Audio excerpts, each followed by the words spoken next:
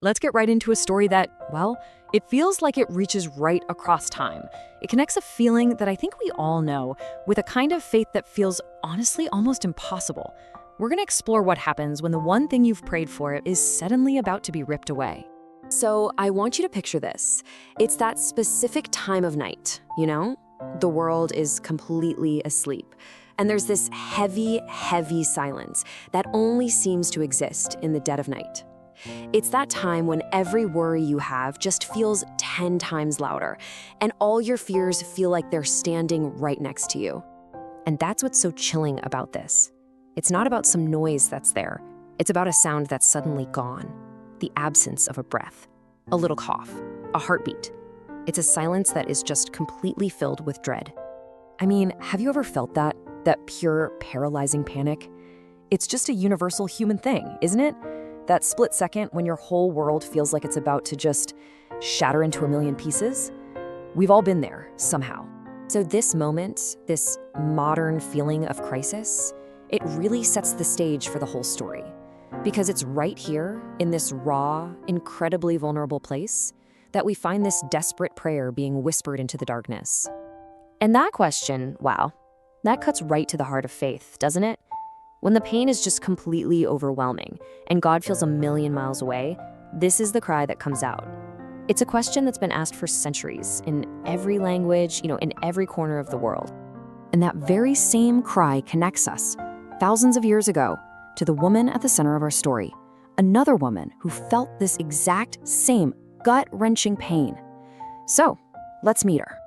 Okay, so she's not a queen, she's not a famous prophet or anything like that.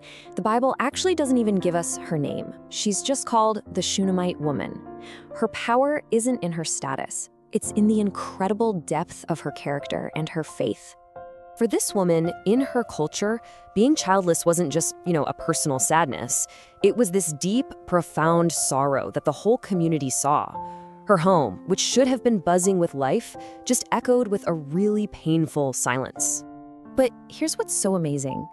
Instead of letting all that longing curdle into bitterness, she actually channeled it into generosity. She saw someone with a need, this man of God, Elijah, and she just met it. She built a room for him, no questions asked, with absolutely no expectation of getting something back. This small act of kindness, it was a huge act of faith. And that faith, it was seen. Elisha gives her this unbelievable promise, and her reaction is just so human. She's almost afraid to even hope for it, because she knows just how much it would hurt if that hope was broken all over again. All right, let's move into the next chapter of her journey. We're going to see how this incredible promise plays out, and then how it all tragically unravels.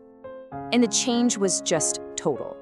The house that was once defined by longing, by empty arms and those quiet nights, it became a house filled with laughter. That painful empty space was now filled with a little boy's voice, with the sound of his footsteps. The promise was real. Her deepest desire was now in her arms. And then, this. The story takes such a devastating turn. Those words, they carry so much weight, don't they? All that joy that had finally filled her home was about to be just shattered in an instant. These are the last words her son ever says, just a simple, childish cry of pain while he's out in the fields with his dad. It's the beginning of an absolute nightmare. Can you even begin to imagine that? Holding your miracle child, the answer to every prayer you've ever prayed, and feeling the life just slip away from him? That silence she thought was gone for good, it came back, heavier and a million times more painful than before.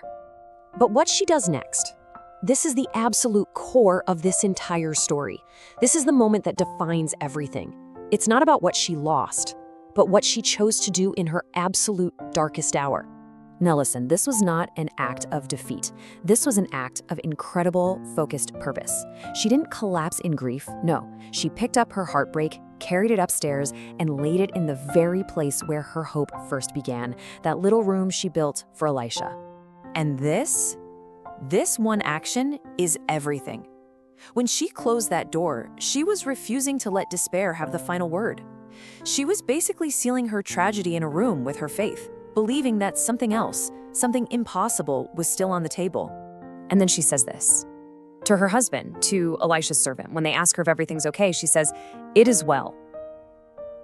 Not because it looked okay, it was the opposite of okay, but she was declaring out loud her trust in a God who was bigger than her reality.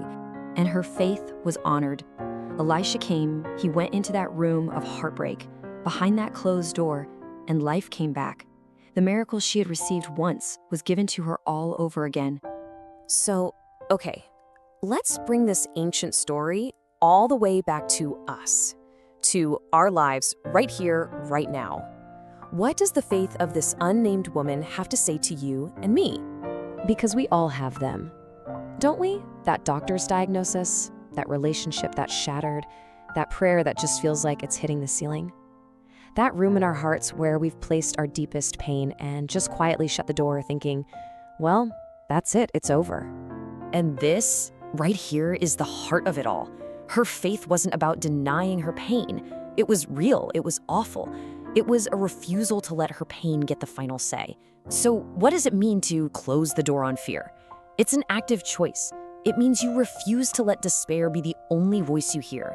It's that moment you stop replaying the tragedy over and over, and instead you take that heartbreak, you place it in the hands of God, and you hold on to the belief that another ending is still possible.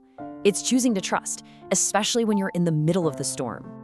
And so whatever your closed door is right now, this story leaves us with this incredible truth that even when everything feels broken, even in the deepest silence, there is a faith that can look straight at the impossible and whisper, "It is well."